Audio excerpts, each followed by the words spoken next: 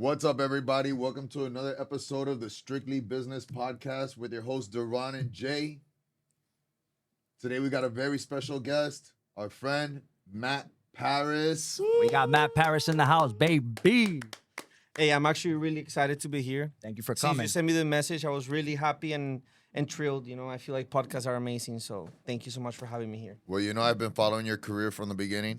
Yeah, we know each other for a long Yes. time. Yeah, So, and I know the ups and downs, but I think the people need to know. for sure. Everybody thinks it's an overnight success. Everybody thinks it's easy, Nah. and I think we know. Yeah, and I don't blame them. Sometimes there's a lot of things, there's a lot of hoops that you gotta go through in this career. That if you're not living it, you just really don't know them. It's normal, like any other career. The struggles you're only gonna know if you're actually living them and going through them. And it's important for people to know, because social media, for the most part, is everything but the negative that happens to you in life. It's always like the highlights. But what took for you to get to that highlight of your life? What did you have to go through to obtain what you are currently living as a reality right now? So yeah, it's important. It's important. How many instruments did you have to learn how to play? A lot. How many you know? I know how to play 4 instruments. I know how to play the guitar, the bass, the drums, and the piano. And I guess my voice is an instrument too. And yeah, that's what I do. I'm more than just being an artist for me. I feel like I'm a musician. I write my music, I compose my music, I play the instruments.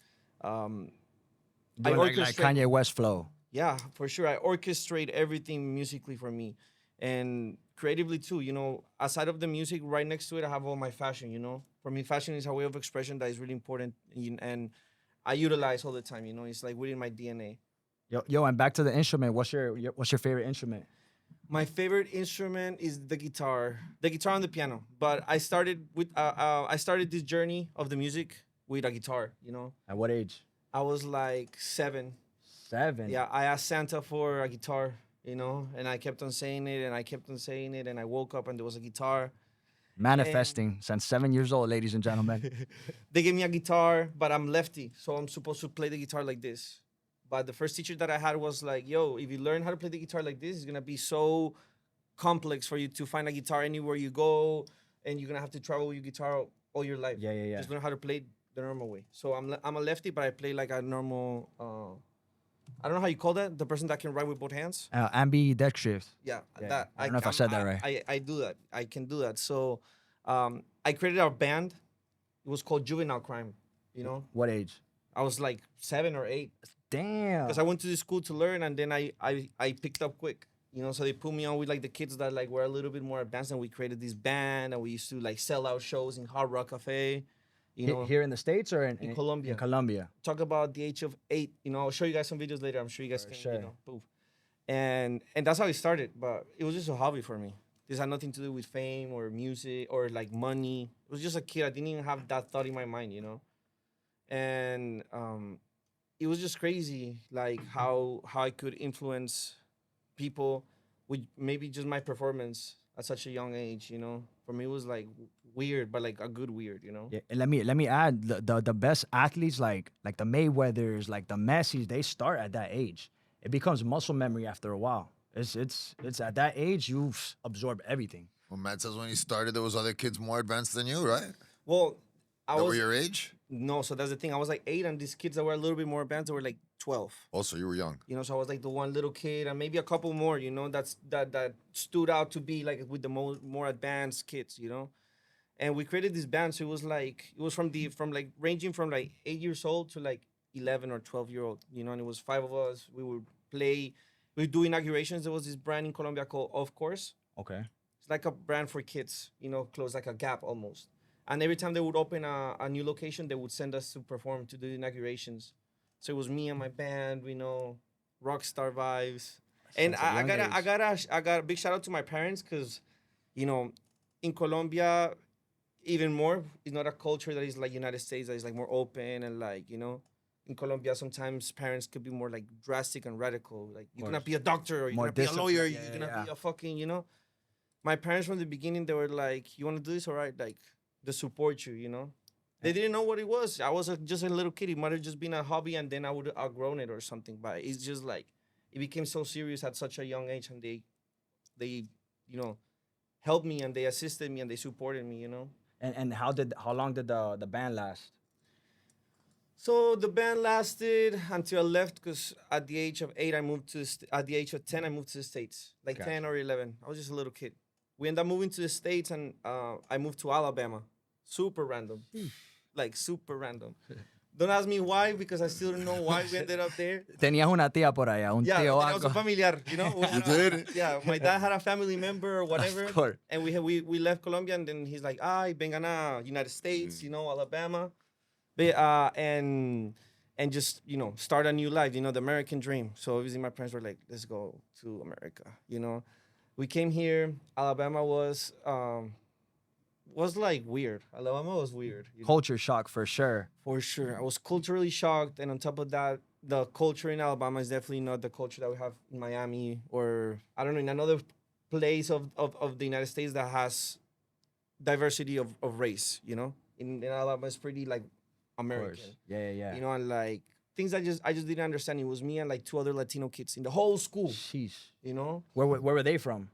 One was from Mexico and the other one was from El Salvador or something like this. But it was just us 3. That's it. No more Spanish speakers. The Spanish tutor was some like American lady. Like there was no Latino, you know? So it was weird. I was there for 3 months and then I moved to Texas. So Texas was pretty lit because I went back to like being with Latinos all around, you know, from teachers to my friends to like everyone. At what age was that? So I moved to Alabama at 11, and then like at 12, I moved to Texas. And when you went to Alabama, did you continue like doing music? Did it take a pause? Were you doing it at home? Well, back then I was doing guitar covers, and like I had my band, so I would do like YouTube videos. But I had like a cultural shock musically because You were making YouTube videos. yeah, I was doing little YouTube videos, and like my shit was like the rock and roll. But then I moved to the States, and it's like Drake, Rihanna, Nicki Minaj, the America's Most Wanted tour is going down with Lil Wayne and Drake and like all these things, that I was completely new to it, So like that kind of like just like did something to my brain. And then I was like, yo, like what if I want to be one of these artists. Nobody's doing rock because rock just doesn't really work like I wanted to work. For example, if it was the 80s, I would be a rock superstar. For sure. But it's 2024, rock is not the same. And back then it was not the same either, So I I'm love like, rock. No, I love rock. No, and Lil Wayne went on a rock and roll vibe. Yeah. Back in the day. Yeah, he did, went bro. on some rock shit. Yeah, that album was lit. Yeah. That album was Did lit. you know English when you came? So yeah, I knew English. I mean, when you're in Colombia and you're in a bilingual school, you think you know English until you come to the United States, and it's like a whole different ball game. But yeah, I got used to it. Especially quick. Alabama. Yeah, Alabama. Like Shoot. crazy accent, and like Country. That's the Country. South. Yeah, That's the South. South The right South. there. But it was good. All that knowledge I had in Colombia just took me a couple of weeks or a couple of months to just, understand the pronunciation of things and get it moving. But once I moved to Texas, it was amazing. It was amazing because it was Spanish speakers, and I started getting a little older, So like, I was a kid that played the guitar in school, We started going to like more parties, for birthdays and stuff like this, music, I kept on doing guitar covers, but I'm like, yo, like I want to be an artist. I don't see myself being a doctor, none of these things. And I'm really creative, Like if I would have not been doing music, it could have been like an engineer or like a Architect. designer, an Yeah, architect, an inventor. I don't know. But then I'm like, I started, connecting more and more with who I am and started building like, Your identity. and to this day, I'm still building my identity, But that was kind of like the beginnings of me building something, I still had not gone to a studio in my life. At this point, I don't know how to record or how to produce, I just have the knowledge of the musical theory in my hands. And the talent as well, because you've been doing it since 8. Yeah, and the talent. And from there, we get a phone call from one of my dad's friends. My dad used to live back in the 80s here in Miami. He went to UM. So he had a bunch of friends that were here. One of them became a huge musical personality. He has multiple Grammys, has written music for Mark Anthony. his artist name is Mateus Diaz. Just some writer, famous in his era. And he's like, yo, they're doing this X Factor show thingy for Latinos in Univision, and I think your kid could be a great fit. So my dad's like, okay, we'll send him out. You know, we send the papers, the submission. They love me. They send me to Miami. They fly me to Miami, and I go on an audition. You know, I go in front How, of. how old were you? I was like 14, Dope. 15. Okay. They sent me out to the audition. I skipped. They gave me like this thing called a golden pass or a golden ticket. So you just went straight through. Yeah, I just went straight through like the last audition Sheesh. before TV. You know, you have to go through filters, and in this specific case, I was just like, that's it, just go. They fly me out to Miami. I have Ricky Martin, Alejandro Sanz, Laura Pausini, and like they're my judges. You know, they set me up because they made me sing a Ricky Martin song to Ricky Martin song. You know, Dang. in front of me, so I'm like Ricky. No, but Martin you're and good with the stuff. covers, so that's cake. Yeah, bro. But this is my first time with cameras. You In know, Miami. Miami need my makeup, intimidated as hell. You know, my leg was shaking, like I was about to pass out, borderline pass out. But, anyways, I'm saying this because after this specific moment of this audition, that's when I was like, fuck, I could really be an artist. You know, like this could really be real more than just like singing covers. You know, because there's so many covers I'm gonna do, so much thing. Like I don't want to stay singing in coffee shops because I used to go sing coffee shops. They would pay me, I don't know, $100 to play for 4 hours. You know, shit like that. And after that, I'm like, wow, I could really like be something. You know, be an artist, create like a presence. You know, so that's when I said, back then I didn't have Matt Paris. You know, my real name is Mateo Urrea Paris. So when I moved to the States, they couldn't say Mateo. It was so hard for them to say Mateo. Matthew. So I had no friends, Matt. like no family in Alabama, nothing, and they couldn't even say my name, bro. So I was like, this is The Spanish kid. Yeah, the Spanish kid. I'm like, send me back to Colombia. I don't want to be here. I don't want to be here. So then one of my friends is like, one of the Mexican homies in Alabama, he's like, yo, why don't you just call yourself Matt? And I'm like, okay, Matt. That's it. Everyone knew me by Matt. Everyone could say it. And then in the show, they're like, what do you want to come out on the thing? You know? They messed up my name because I told them Matt Paris. Because that day I was like, wow, world-renowned brand, Matt Paris. Yeah. And they put Mateo Urrea or whatever, you know. So from that day, I'm y'all like, messed up. Matt Paris, Matt Paris. Y'all messed up. Yeah, they messed it up. But no, from there, Matt Paris is clean. yeah, Matt That's a Paris dope is name. clean. And that is your actual name is Destiny. Yeah, I'm at Paris, you know, and like people then call me Paris. So it's just a cool, swaggy, you know, name. And I obviously get eliminated from the show. I go in, I do like 2 episodes, whatever, go through boot camp, just like they show on TV, reality yeah. TV.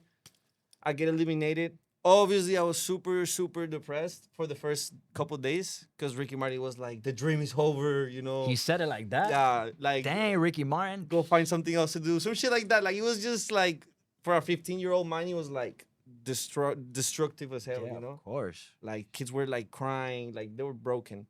And so I was, you know. But after 2 days, I like grew back my confidence, and that's when I was like, I'm going to be a solo artist, you know, and let's just figure it out. So from there it was finding out studios, learning how to write. I hated how I wrote music. I hated how I created music. Because good music, I play the music that I play because I already know it's good music, you know. I play covers of music that is fucking amazing. But now I have to create music of mine, you know, and then say that I did it, put a banner of Matt Paris and like be confident and to show it off.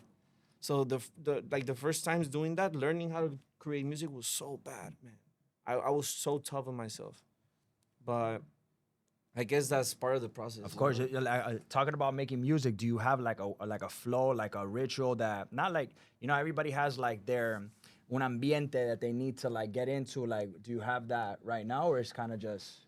So growing up, I was always chasing the opportunity, you know. So, and I still do. Don't get me wrong, but I feel like I'm a person that is really adaptable, you know. And every time that I look for an opportunity and the universe granted me that, I would try to work it out whichever way it could be. If it was at 3 a.m, I would be ready at 3 a.m. If it was outside of the lobby of the studio, because there was no other studios to work up but there, then we would do it there. If it was at somebody's house, so. For me, it's more important just whoever's around me that is gonna work with me is like also on tune on trying to like generate something, you know. Of course. obviously now that like I have a team, that things have gotten better over a lot of years, that like somewhat I'm trying, I'm already have like Matt Paris set up, you know. Now I get to go to the studio whenever I want, like set up different conversations, already have the relationships to like situate things. Gotcha. But honestly, bro, for me is the energy, you know. If the people that are working with me are in the same tune, we're gonna just create, you know. And now you okay, you're in high school. You came to Miami, you left back to Texas, right? What happened after that? Like what was like the next kind of like Wait, X Factor was here though, right? X Factor was here, And then Miami. you went back to Texas? Yeah, so boom, we go back to Texas. We move while all this is happening. My dad got a job in Orlando, so we moved to Orlando. You know, whatever the show comes out, I had like parallel to all of this. My sister, her name is Natalie Paris. She was the number one influencer in the world when social media started. Shout out to Natalie Paris, Shout out to right? Natalie Paris. what platform like? YouTube and Instagram. Okay, You know, okay. she was a makeup guru. That's your sweetheart. Yeah. Nice, So parallel to all of this happening, Natalie's career also like just took off, you know.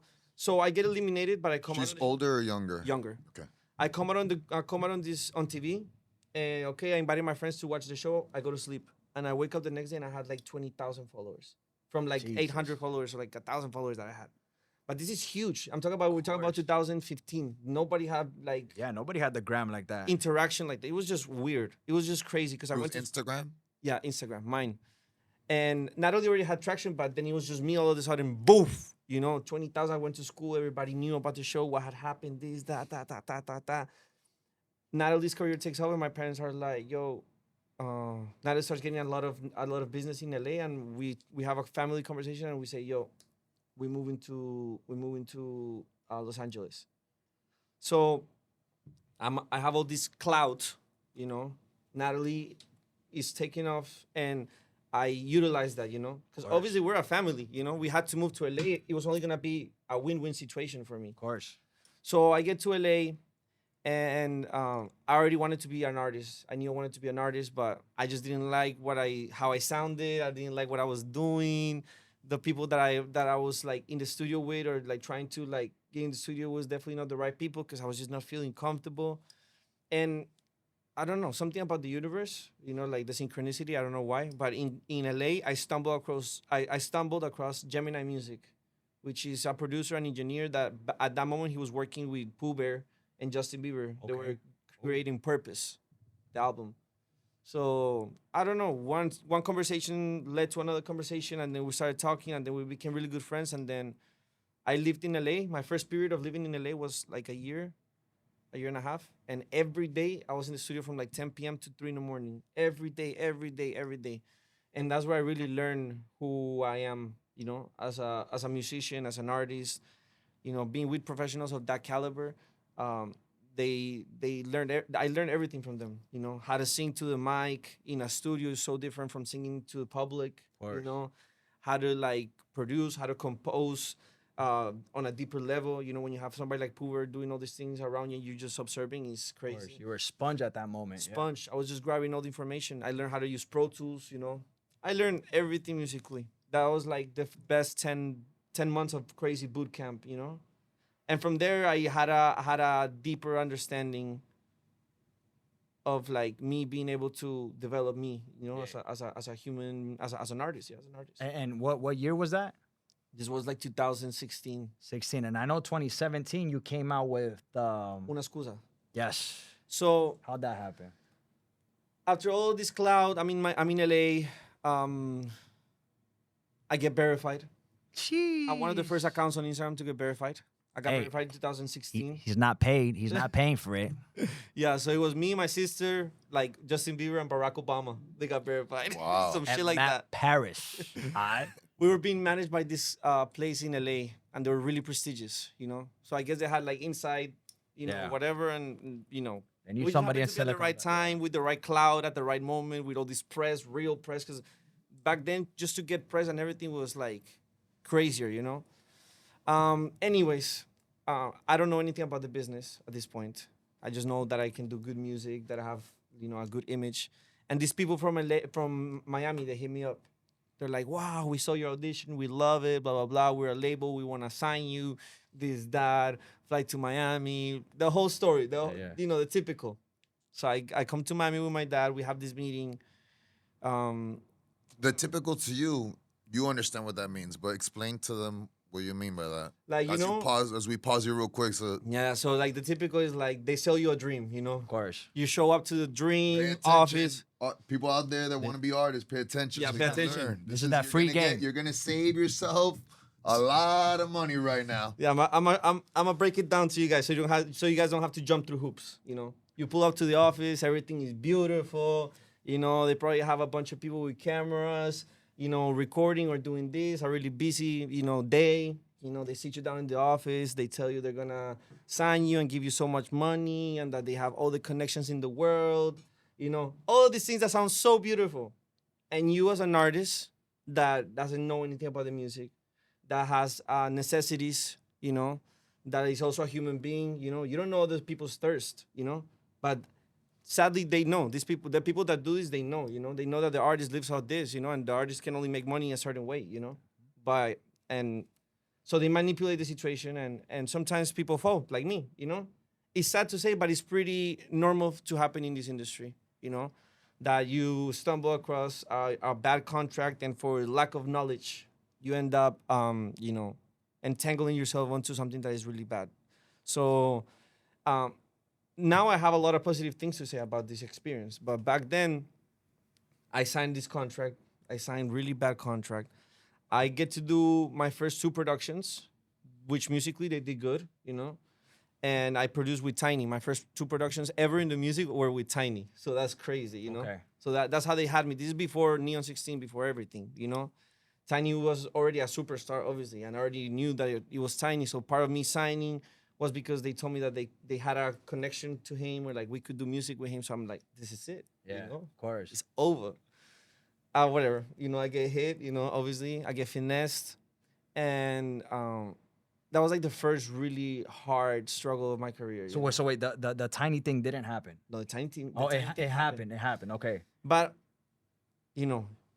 I'm smart, At the end of the day, I feel like at the end of the day, if I don't know something, one thing that I do know that I know for a fact is that I'm smart, And I started seeing inconsistencies, Slowly but surely, you start catching, you start going to studios, you start learning, you just start meeting people that are way deeper than you, and you start understanding how the industry works. And I started seeing all these things that were just not happening. Red flags. Red flags. So I go to Colombia to do promo for this song, and when I get there, they had not paid for anything.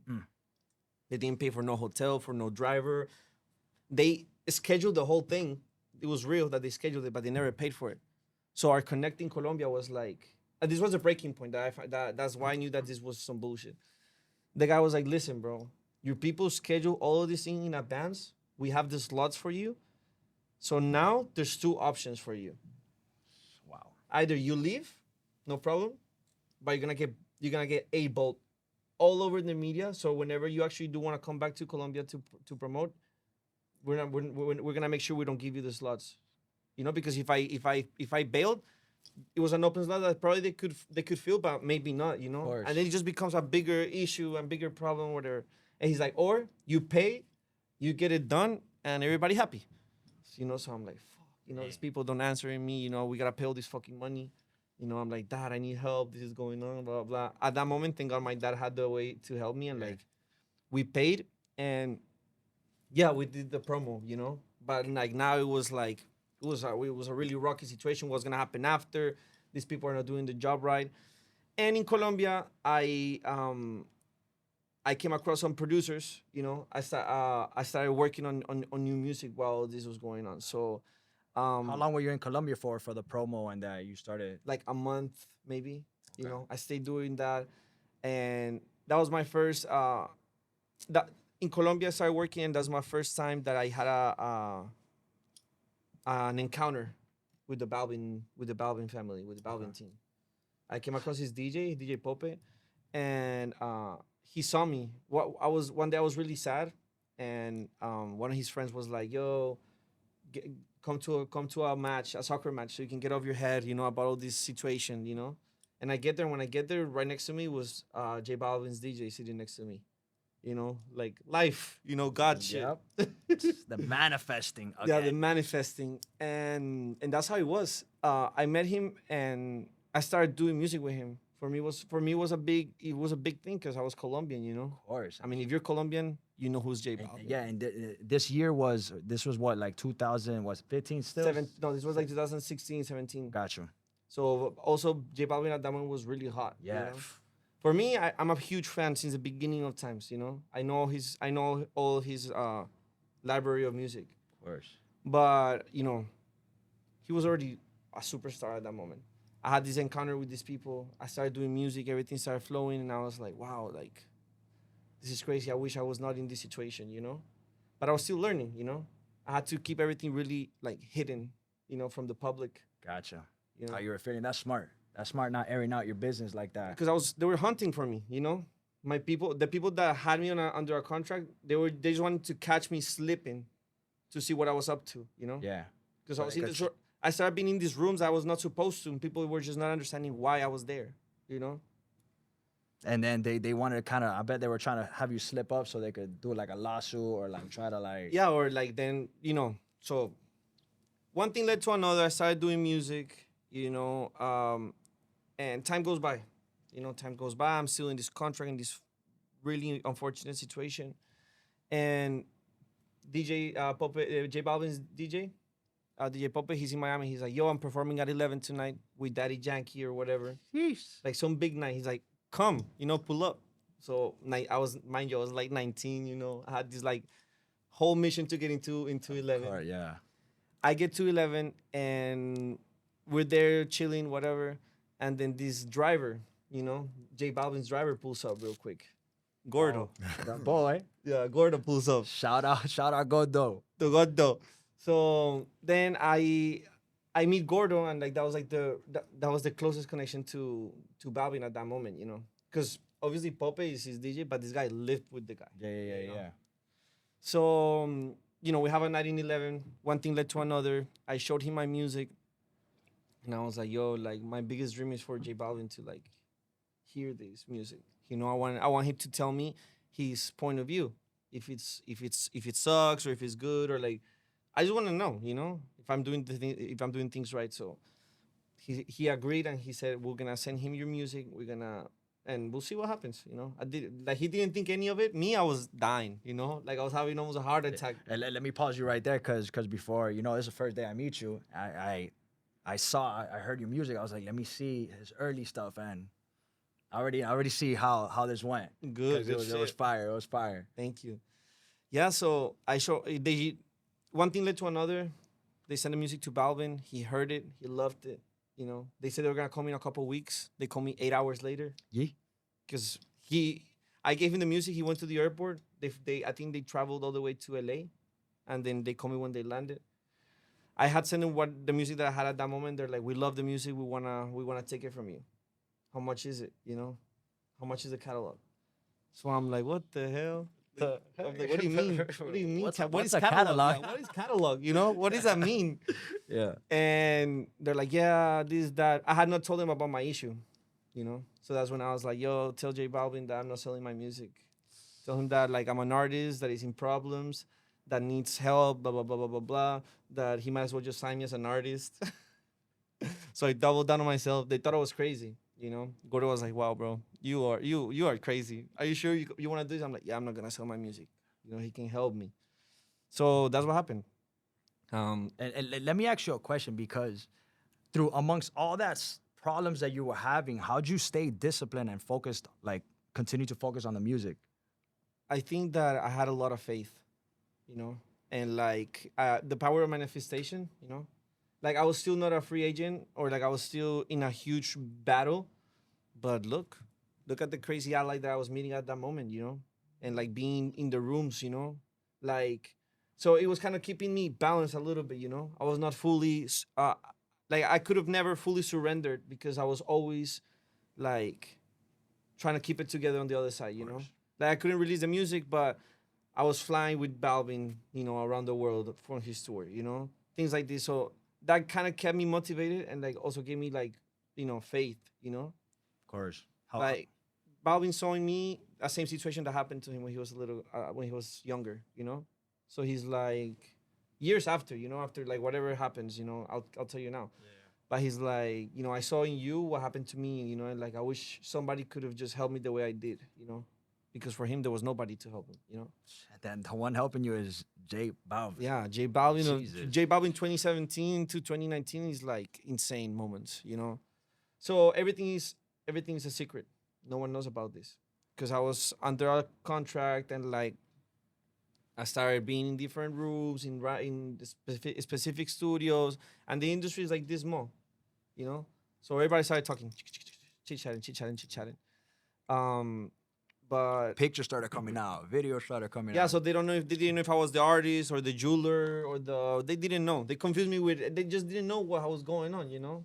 And the label was also like tripping, you know. Yeah. I stopped releasing music, you know. I started traveling with Jose. I couldn't do music. So like, you know, Jose was like, it's funny if you cannot do music. I'm gonna hire you. And I'm like, what are you gonna hire me as? He's like, I'm gonna hire you as a dreamer. You're gonna come travel the world with me so you learn. What? Yeah, and he's like, As a whenever it's your turn, you can just do things right, so you don't have to go through hoops. You know. Wow. So you asked me how did I stay motivated? Bro? Yeah. Jesus. How can you not stay motivated on a PJ? Yeah, on a PJ traveling worldwide with him, like going on tour. He gave me a tour bus with the dancers, you know, like some movie stuff, you know. I've been through it. I've been all over the United States to every stadium, every coliseum you can imagine. Like if you see my maps on Google Maps, no on the Instagram. yeah on the Apple that you can see like the places. Okay, the location. Yeah. It's like Yeah. every stadium we've been to. Eh. So it's really cool. It's really cool. I remember. I guess in that moment, I used to train Nick from 11. Oh yeah. Shout out Nick. Shout out to Nick. Hey, and I used to train, and I remember the first time that I saw you was because of him. I saw you on his page. I guess you had pulled up to 11 one of those nights. Maybe it was that night, and I remember he put you on the gram, and I was like, oh, okay, Matt, okay. Nick is a great person. Yeah. He's one of the people that like also from the beginning. He's always like, you know, lend me a hand. You know, Nick is a machine, bro. because I mean, and 11 is like some top shit. You know, Yeah. Like, and he's so cool. He's always been a great help in my career. Too. I want to say, bro, that's the king of networking. Yeah, That's the king of networking. and he also got Baja Beach Fest. You know, For real? yeah, Nick is. Okay, Nick, I see you, baby. I Nick see is you. good. Yeah. So it was crazy traveling the world with Balvin, you know. But I felt like a secret spy, you know, because I lived all of this for me only. You know, there's no recollection or documentation that this ever happened. You know, it was part of it because they were trying to see if they could start a lawsuit or what was I up to or like, you know, I was trying to get a release. You know, that included a monetary sum. You know. And right now, you're low key. You're valuable at this point. Yeah. You're valuable at Like, this point. Like, So it was crazy the things that To happened. them. yeah, To them. Hey, that Yeah. dude. So Jose will help me, but he's like at the same time, like it has to remain a secret. Don't tell nobody, you know. And like the people that knew, or like some people that knew me, they thought that I was like a compulsive liar, you know. Like, oh, I'm traveling the world with J Balvin. J Balvin's gonna sign me this. That people are like, oh, okay, you know, because it was all a secret, you know. Nobody knew about it. Yeah. And then years later, it came out as being truth, as being course. real, you know, That's the power of keeping things on the low. on the low. So important. You know, because you put it out into the universe and you put that negativity out there, and that's what you're gonna get back in a sense, you know. So you keep it on the low. I think And you know what? it's a huge character trait. Sometimes the people, you know what being envy means? What? I'm gonna tell you. Sometimes the person don't even want what you have. They just don't want you to have it. You know? Sometimes they don't even want to be signed by J Balvin because they're not even a fucking artist. Yeah. But they just don't want me to have it, you know?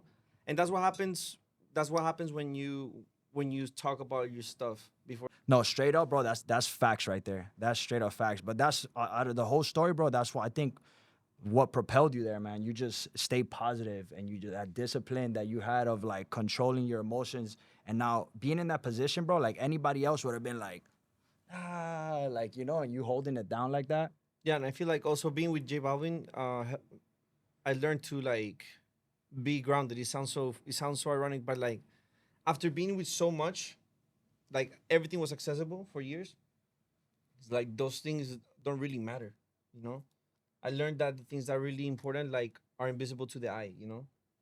So it's like for me now, I've been able to live things that I was not even supposed to live yet, you know. So now that I'm gonna have them, I'm gonna greet them in a different way, you Of know. course. Without in a more I want to say in a more professional way or like a more like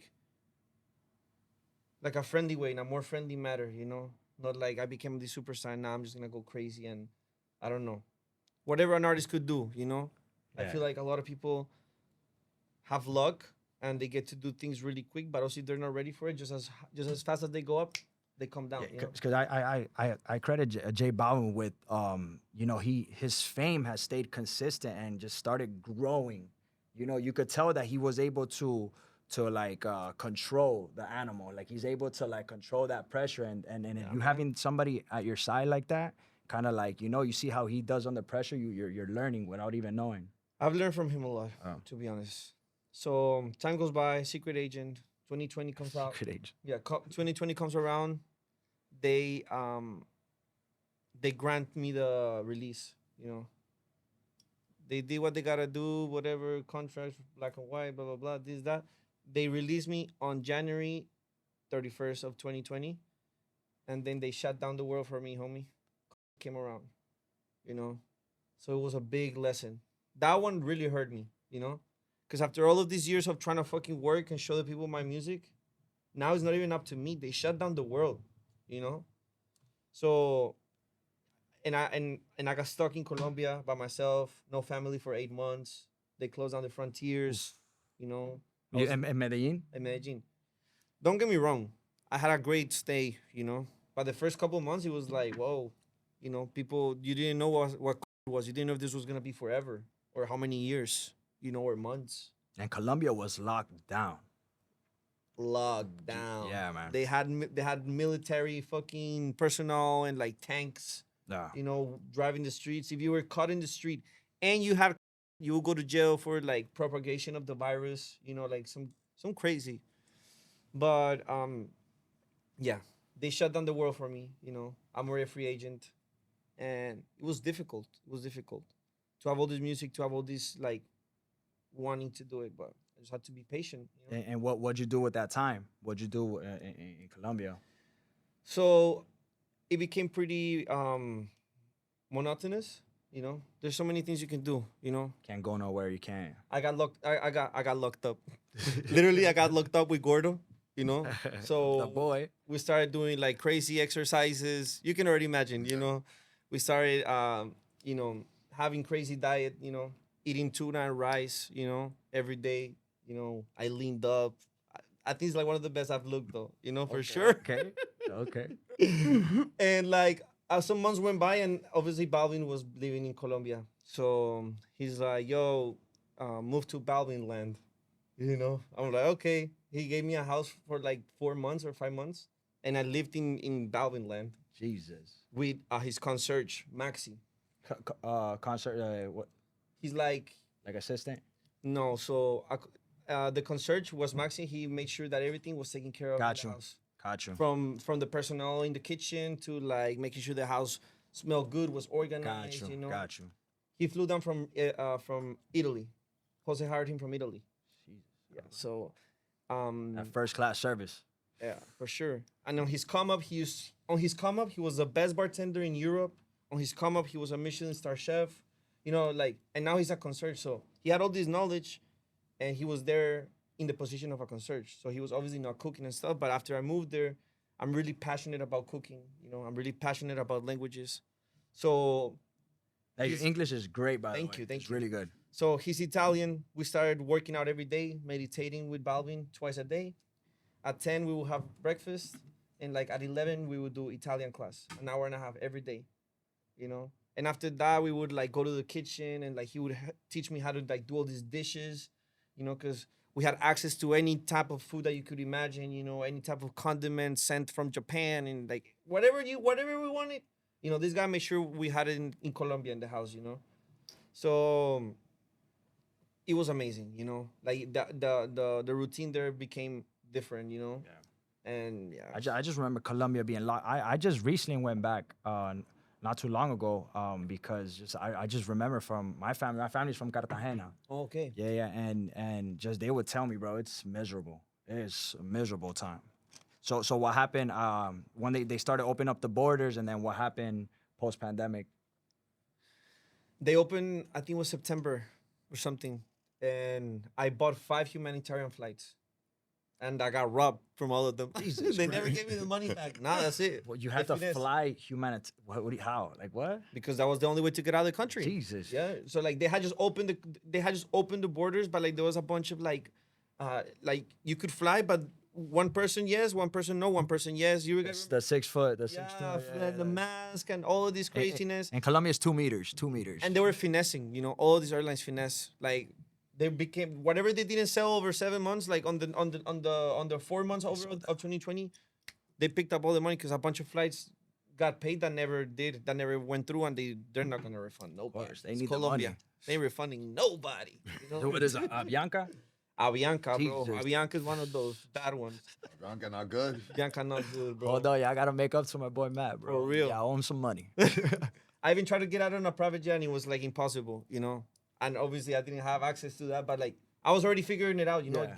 because I was desperate. I had to come back to the States, like whatever. I ended up moving to the States, and I come back to just like a normal world. Miami wide open, clubs wide open. So back to Miami. Yo, Miami, yeah, we opened up what was it, Jay? Like We were only April. closed for a little bit. Yeah, you guys were open like 3 weeks. yeah. When did 11 open back up? No, they took a while. took a while, Yeah, right? clubs took a hit, but Yeah. Kiki's was open right away. Shout out to Kiki. Kiki's Here's the they know thing. what's up. In Baby. Florida, there was they made it in such a way that if you were a restaurant, if you were operating Yeah. as a restaurant, you could stay open until 5. Okay. So they shut down everybody, and then some guy hired a lawyer. They came through with a fucking loophole, Yeah. and they're like, "We sell fried chicken in the strip club, like we operate as a restaurant." 11 had the restaurant upstairs. You know what they had to do? They had to lift the ban on that restriction because they were able to achieve the win in the court or whatever. Yeah, of course. And there you go, Florida back to normal. So I come back from like this like secluded, environment. Isolation. Yeah, to just like, all right, you wanna go to live? Like what? What do you mean? Did you feel that panic like of being around people? Like that happened to me. Like when I started to like integrate myself, like just being around people. Like when I first went back to the gym, seeing everybody, I was like a little anxiety, bro. Like that's how much we were locked up for. I don't know. I don't think I was that scared, to be honest. Matt was happy to be back. I was just glad. Yeah, He I said, let's was go. I'm sure he yeah, said, I let's was go to just- live. He was ready. I had not hit the studio. It's like I pull up like the first day is like, yo, let's go hit the studio. Let's go hit the studio right now. Let's go to this, that. But it did bite me in the ass, because there was this like fucking hidden space party that they did. We went as Space Rangers. We got this whole outfit, me and my Okay. 5 friends. And the next day we woke up super hungover, Like, fuck, oh my God, we feel like weird, like holy shit. We ordered some pizza and then we ate it. Our favorite pizza, We ordered Domino's, whatever pizza. And they were like, damn, this shit tastes like ass, don't taste like nothing. We should have ordered from like another place. Oh, no. I already So know where I you're start going. connecting us and I'm like, hold on. No. Then I grabbed some coffee and I open it and we try to smell it and we don't smell shit. So I'm like, homie, Got that. they got us, we got, and from there, whatever, we did like a couple days, I remember watching the Mike Tyson fight on quarantine, Yeah. The exhibition. Yeah, I the remember. exhibition. I was dying, it was chest pains, Yeah. but I was rooting for Tyson. Yeah, no, and that's what happened to me. So when the pandemic was hitting, a lot of the clubs stayed open, and I was training a lot of people from Mr. John's, a lot of people from like everywhere. And I remember that my symptom was the same one, because the clubs are still open, so they're still kind of like mingling with people, and I'm training them. Mid training, they're right in front of me, So I guess it maybe or you never know. Yeah, For sure. But No, in Miami, wide open. But anyways, I had that, and after I had my first, I was definitely way much more confident. I'm like, I got got it now. antibodies now. What are they Let's gonna go. do to me now? back to work. I'm 22 at this point, so I'm like, I'm good. How old are you now? I'm 25. 25. So from there, You got again. no. You got the Delta. From You there, got I moved here, and I moved into an apartment with Gran Paraiso. I moved to Gran Paraiso with three of my best friends. What year was this? This is 2020. I was in Gran Paraiso. Yeah? I was in Gran Paraiso. I have the amenities management contract to run the gym, the spa, the tennis court. You remember? Did you used to get text messages on your phone about Yeah. the classes? Yeah. Those were That's those were the crazy. Bob Guru trainers. Yeah. Well, so I come from like being in El Campo in Colombia. Yeah. Then I moved here. Crypto's going crazy. Shiba, whatever. You know, I pull up to this apartment. My homies are living there. They're like, "Yo, come, just live here. We have this room for you." Talking about a penthouse, you know, nothing. Yeah. You Yeah. know? No. All my friends were like computer nerds. They were making all this money on crypto. And I started doing music. I started preparing myself to release, you know, because I felt more than ever. I felt that like the world was gonna go back to normal, and Of course. You you have know, to be ready. he eventually did. Obviously, I end up releasing my first EP under my G Nation. That was J Balvin's label, you know, and it was amazing. You know, I can't complain. You know, but also a lot of momentum has gone by. You know, all of that craziness that was happening and everything. Quarantine went by. Priorities changed for everybody. The whole world reset. The whole world reset. You know, it was not the same. Everybody changed. You know, the team was not the same for me. You know, just priorities were different. You know, I released my project, and on 2022, you know, I had a conversation with Jose, and I was like, "Yo, Jose, I feel like I feel like I need somebody else to like help me understand who I want to be as an artist and prioritize my project, and you know, just develop myself. Because you know, imagine if you're already a world-renowned artist, you need so much help. But imagine being a developing artist, you need like twice the help. Of course. You know, it's not only about the monetary side. You know, it's about having the relationships. You know, it's about having somebody that's gonna believe in the picture that you're trying to show the world. You know, so you know, I just needed that in that moment, and he obviously understood. You know, he's an artist just like me. You know, the best and that's the mentor. best thing about Jose, because even though like even though he's a businessman and I learned from him the business side of all of this, he's an artist. You know, he's an artist that is sensitive, that is burnable. That's why he can write. That's why he can do all these things and in such a good way. He was dropping. I think it was what Colores. Colores. Back at around that time, right? Yes, we were about to go on tour worldwide Yeah. to release his album, but obviously like quarantine just shut everything down. But anyways, on 2022, I spoke to him and he said, "Hey, you know what? You're right, bro. Like I'm already made. You know, I don't need anything from this. Here's your clearance. Go find who you need. Go find your team. I wish you nothing but the best." And boom, you know, it's like, have you guys ever seen The Matrix? The back doors? Yeah.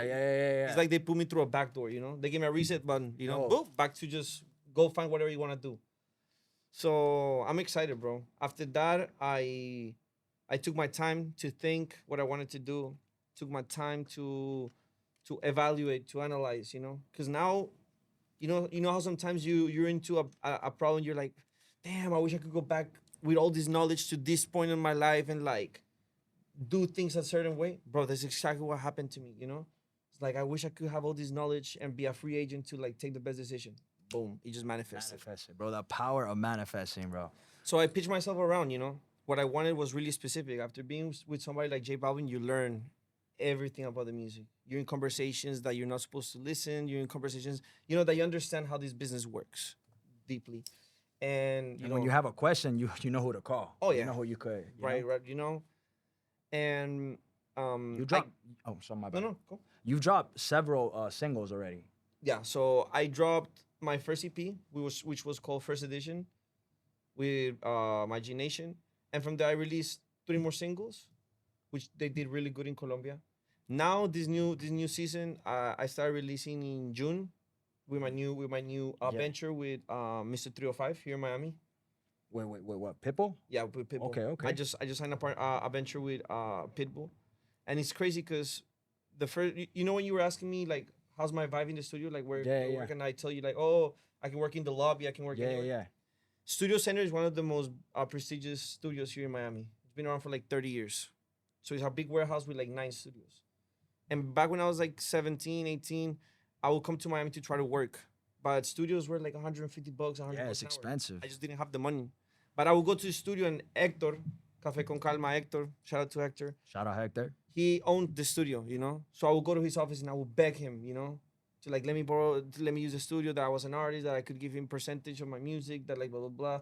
You know, at the beginning he said no, but eventually I pulled up so many times and being persistent on asking him that he was like, okay, in between sessions, while they're cleaning the studio to have another artist come in, you can use the studio, you know. So like that's what I would do all day, you know, 20-minute sessions on different studios, you know, So you're just hanging out there at the studio all hanging day. out there all day. So I'm pretty sure you're running into people too. Yeah, of course. Yeah. So you're making even more connections. Yeah, I'm meeting everybody. I'm a really friendly person, you know, pretty easygoing. So like I've always talked to people, you know, I'm pretty extrovert, you know. So I feel like that's also a really good asset that I You've have. been in a lot of rooms. A Yeah, lot, in a lot of rooms. lot of rooms.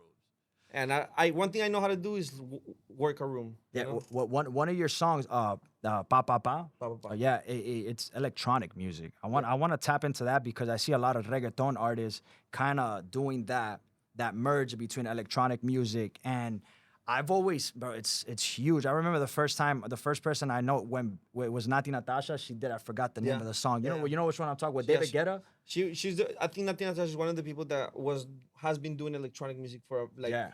a mix, you know, You- with her music. With that song, do you think the industry kind of is leaning towards that side? Like, where do you think the industry is going? I feel like right now there's so much openness in the genre that like things are kind of merging, you know, and like people are being creative enough to understand it and to also like make these new mutations, you know. Yeah. And it's pretty lit because I feel like a lot of the music now sounds pretty cool, you know. Like it doesn't sound corny, you know. Trying to mix to sound one sound with another, they're just finding the right sound, you know. And that's part of what I'm trying to do in my next project. You know, I'm trying to release. Obviously, I just released a song called Bejaki, Yeah. reggaeton, pretty nice. Hot. You guys gotta go check that one Go out. check it out. And I'm working on a project called Dimensions. So it's gonna be Dimensiones Volumen Uno, Dimensiones Volumen Dos. I want to show the world that there's depth behind Matt Paris, you know, because there's more than just me being an artist and singing and the cool fashion and everything, you know. Like I want to show the people that I can sing, that I can play the instruments, that I can produce, that I can work the room in the music game, you know. And with Dimensiones, I'm gonna have all sorts of genres, you know. Sometimes, you know, in this industry, they want to stereotype you and they want to put a banner on you and they just want to put you in a box. And it's like, I want to break those boundaries, you know, of having me to just sing or of me being just a rapper or no, he's a reggaetonero or oh, he sings corridos or oh, he does salsa or no, I'm just a musician, you know. Whether you like my reggaeton or you like my corrido or you like my trap or you like whatever musical piece that I have in my music, but as long as you connect with one, that's good enough for me, you know. Any rock? For sure, I'm gonna have everything. I wanna provide people with just musical art, you know, and some people tell me like, oh, like you need to find your niche. Like, I'm just doing music, you know. Music should be the language, you know. Music should be enough for people to connect, you know. So what is like Volume 1 being what was the name of Dimensions? Dimensiones, yeah. Volume 1, is that your first album? No, this is gonna be an EP. An EP? Yeah, my album I'm still working on it, but I feel like I've released enough singles. I want to show people something more deeper, you know, that they can understand a little more, you know, have a little bit more depth, you know, and see from there see where it takes me, you know. Yeah. Because I feel like more than anything is music done with a lot of love and you know treated with a lot of respect and really is art for me, you know. I'm a perfectionist in my music, Of course. so whether people like it or no, I know that what I am delivering is pressure. Presión. Presión. Presión. And Presión. you have any can you I know it hasn't came out, but who can you say who you're working with? Can you is it solo? No. Okay, so I'm not gonna name drop. Yeah. I'm not gonna name Yeah, drop, yeah. but what I can tell you is that I've been able to work with a lot of legendary people in this project, and I've had the possibility to, you know, interact with them, collaborate with them, and there's things right now in the works that I'm sure they're gonna happen because everything that I always want, I always make sure I get it, and yeah, what you guys can expect is a lot of really good, amazing music, you know, with amazing colleagues from the industry. Presión. Presión. And I wanna recap on something because you're very early in your career right now. And then some of the new artists already kind of learning from you. What advice would you have for a new artist coming into the game? Like your number one, like the biggest lesson you've learned. I feel like the biggest lesson I've learned is patience. You know, I still learn patience. Jesus Christ. It's like God brought me to this earth to learn patience. But as an artist, you gotta be patient, you know, because he's like, patience and hold your poker face till the end, you know? Because once people see that you need it, you know, that there's a need for it, then they start, you know, manipulating things in their favor, you know? It sucks, but those are the two things that I could say: patience and just don't show that you want it, you know? Yeah. But you have a lot of patience, but bro, you keep like just growing, like keep pushing forward. I keep pushing. You never know when's gonna be your next opportunity, you know? So I'm always ready, you know? You know, like I try to every time I wake up, I'm like, universe, whatever has to happen today, just put it in front of me, you know, and please, if you do, make me receptive to understand the signals, you know? So I'm always ready. I'm always chasing, not chasing, but I'm always, you know, ready for the next occasion of anything could happen. You don't know if like on my way here I was gonna meet my next producer or Yeah. somebody of interest for my career, you know. And it's always like this for me. For example, my last video for Bejaki, I went to smoke a blunt downstairs in Vegas in the Fun and Blue inauguration. That's all I was gonna do. Just go outside to smoke and come back in. And when we went to smoke on the trash on the little trash can where we were smoking with ash, there was a video director and there was a creative director. His name is Jason Martinez. We started talking, whatever. Turns out that he's working with Travis Scott, with Kanye, you know, for years. I showed them my music. They never worked with a reggaeton artist. They ended up directing and shooting the video for me. Beyaki. Yaki. You guys should definitely go watch it. Fire video, ladies and gentlemen. Yeah, Fire. we killed it. You know, we were the first people to do a video in Fun and Blue, Las Vegas, on the inauguration. Oh, that's where that was at. So it's like going back to be ready at any time. You know, Stay I ready. could have just not gone. You know, I could be doing something else, but it's just you never know when's the next opportunity gonna approach to you. So you already know, guys. Dimensions Volume 1 and 2 is in the works. In the works, les va a encantar. I was trying to get you guys an exclusive of a new album, but it's coming soon, ladies and gentlemen. I coming feel soon. it. I feel it. I feel it. He's like I say, he stays quiet. He stays quiet. He hustles hard. You could already tell. Yeah, for sure. And it's gonna come with a lot of diversity. You know, I want to show my versatility in this project. I find myself really polyphacetic on everything that I do. So What does that mean? What is? well, I have a lot of faces. You know, have a lot of things in my career in my sound that you know I can show different stages. You know, and I'm sure either or they're gonna connect with something.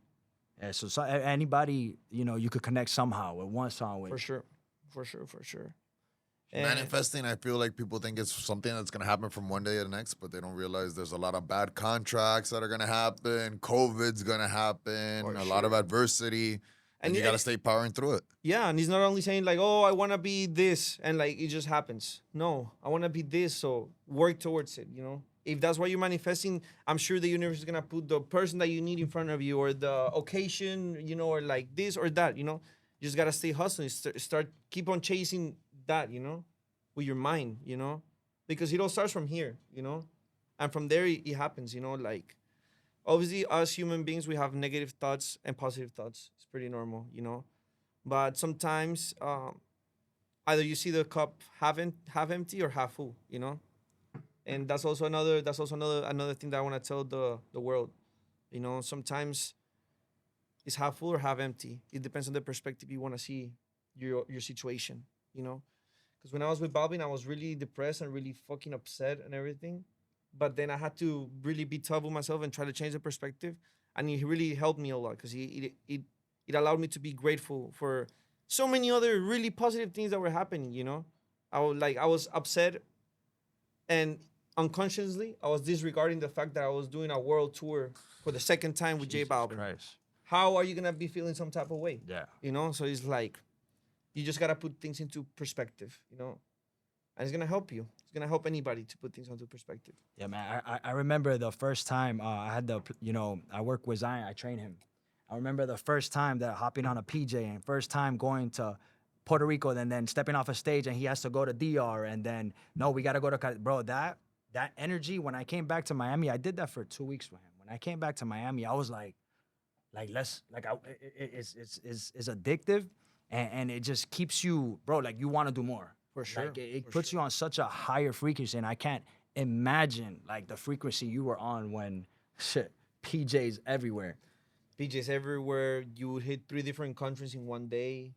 Flying. Like went to every Ritz Carlton you can imagine in the world. It's crazy. The universe was preparing you for the future. It was Yes, like, 100%. I see all of this and I'm like, it's just a matter of time. Because with him, I already got to do everything, but that was him. That was him. Like right now and this year in particular, I'm working on doing all these things I already do, but under my tap. I don't want to. I obviously won't say no to flying to a private jet. Obviously. I got you. But I want that PJ to be mine. I'm not gonna say no to getting invited to, I don't know, Poppy Steak and all these places. Because of I guess the image that I've been able to build or whatever. But I hope one day I have the money to just go whenever I want and just drop 10 bands if I want to, and like there's not gonna be a problem. Until then. But this year I'm working on generating all of these things for me. Like you're setting up the future Matt Paris right now. Yes, It's in the setting up the future Matt Paris. I But feel. Jose didn't wake up one day and just get on a private jet. Oh no, this guy had it rougher, like so Yeah. much more rough. Porque there was no other reggaeton artist before him. He's like the first generation, like Colombian reggaeton artist. él es el tío. Yeah, like I'm sure there was more in his generation, but like he's the man. He's the breakout artist. Yeah, he's the breakout From artist, Colombia. Yeah, that's you know? perfect. Perfectly put. Yeah. So he had it really rough. From him I learned a lot too because everybody got it different, but for him it was tough. Reggaeton back then was not cool. It was seen as bad. But the struggle builds you. I feel like the struggle is the most important, is the most beautiful thing because once you actually make it, you're so grateful. Nowadays, everything that happens to me, whether it's like anything positive that happens to me, whether it is like some insignificant thing to a really big contract or business, I take a lot of I take my moment to be grateful, and to really appreciate that moment because there's also bad moments, just like there's positive. From the positive, I feel a lot of gratitude, and from the negative, I just try to find an understanding. What is the lesson that I'm learning?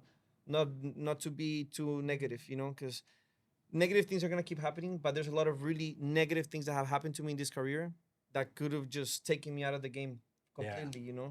That if I was not probably strongly mindseted, I could have just Yeah. shot myself in the head. It's real. I wonder where those first 5 band members are when you were 7 years Yeah. old. Those For guys might not real. even be playing music no more. No, You've yeah. outlasted a lot. I'm the only one. I still speak to them like they just did their life. They just Of course. They went to college. Like they're probably married. One of them. It's like a hobby. Yeah. I'm the only one that just transcended.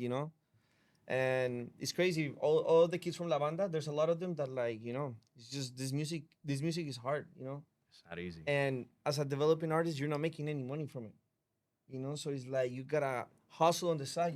The sweat equity that you put in. I was being an artist with J Balvin, and on the side, I was being a nurse for 12-hour shifts doing COVID exams with Brian.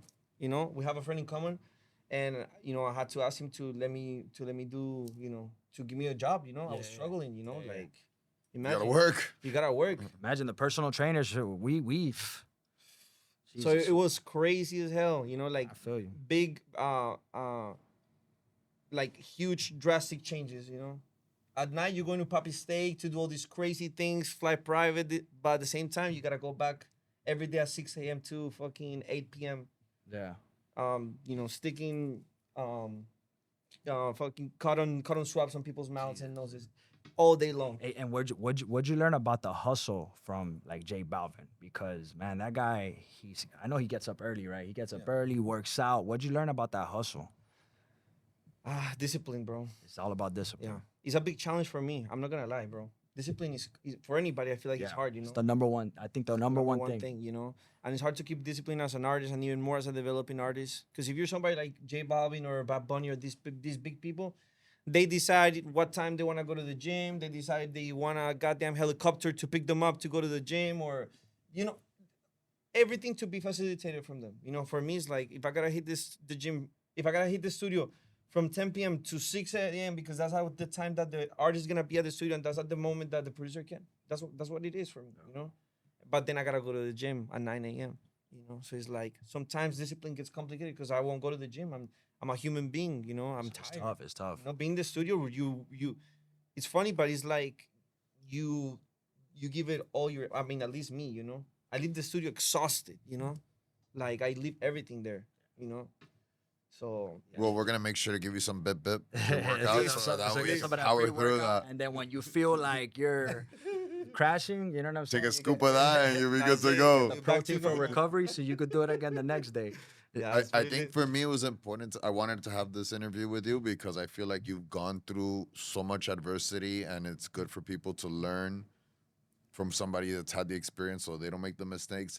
And so that 10, 15 years from now, you and me can look back, watch this interview, and say, wow. Yeah, Yeah. for sure. Yeah, I can't wait. I'm gonna clip this right here and I'm gonna put it in a archive database. I can't wait when you're in your PJ and we think back to this moment right here. We need to set like a reminder. 15 for years real, from like, put it today. in a capsule. We're like, I know, and you guys saying this now, I wanna leave. I wanna say something to everybody watching this. Don't be afraid. You know, don't be afraid of change because when my Balvin relationship on a business level ended, bro, is one of the hardest things that I've ever been to in my life. You know, because I thought it was the end of me. You know, like after that, like you know, we were, you know, like it was so hard for me, but and a lot of people in the industry were skeptical to see what was gonna happen with me, you know, after that, because I can openly say here, you know, I got like nothing negative happened, nothing like there was no rupture because some sticky situation. It was nothing like that. It was just, you know, everybody got their life, more different priorities. That's it. yeah, you don't burn bridges. Family. Yeah, You know, it was just all Familia. family shit, you know? And it was so hard, bro. But now I look back at it and I just say, I'm saying this because, you know, a developing artist is gonna have a lot of fallbacks. Any artist, you know, relationships, you know, friendships, stuff like that. Don't be afraid for change. I feel like the most beautiful thing about change and crisis is that it brings you an opportunity for you to do things different, Of course. you know, or for you to analyze, evaluate what you're doing. If are you doing it right, are you doing it wrong? Like, shake yourself a little bit and just keep going, you know. Yeah, and you said you thought it was the end. In my opinion, I think it's the beginning for you. No, for sure, for It's sure, the beginning. for sure, It's the for beginning sure. for Matt Parrish. Well, after that, so many beautiful blessings have happened, you know. I've been able to utilize my relationships, you know. Now I was like a free soul to like understand myself more, you know, have the conversations that I wanted to have, you know. And it's been nothing but amazing, you know, like I found Mr. 305. I'm releasing music. Pitbull. The understanding and believing in my process. Shout out to Rob, you know. He's the president in Mr. 305 and he's looking out for me a lot. And yeah, 5 years from now, 3 years from now, 2 years from now, whatever it is, but I'm here working, putting in the work, and I want to be a global superstar, obtain the global recognition that I have, and just leave the world with a blueprint, you know, of how Hell I did it. yeah. Because there's not a formula for Amen. this, but I know whatever I'm doing has to work, you know. 'Cause the talent is there, bro, since you're 8 years old. It's crazy. And I feel like Miami always calls you back. Always. This is you like your second home? So listen, bro, I don't feel like I'm from somewhere because I've always traveled all my life, you know, from Alabama to Texas, this, that. So like, you know, I'm Colombian, Yeah. but you know, like Miami's it's like It's a home. magnet. Yeah, I always get dragged back to Miami. Yeah. You know, Here's where honestly, here's where it's at. I was talking with Jay about this, like the financial institutions are here. Like everybody's moving here. Bezos moved here. Like everybody is here. Miami is Miami's where it's at. like the next. You know, I know LA. I don't know what's going on over there, but everybody's out here. A lot of my LA's friends- upside down. LA's not the same I used to be. You know, I lived in LA from 2016 to 2018. No, from 2016 to like 2017, and then I lived there again on 2021 to 2022. Yeah.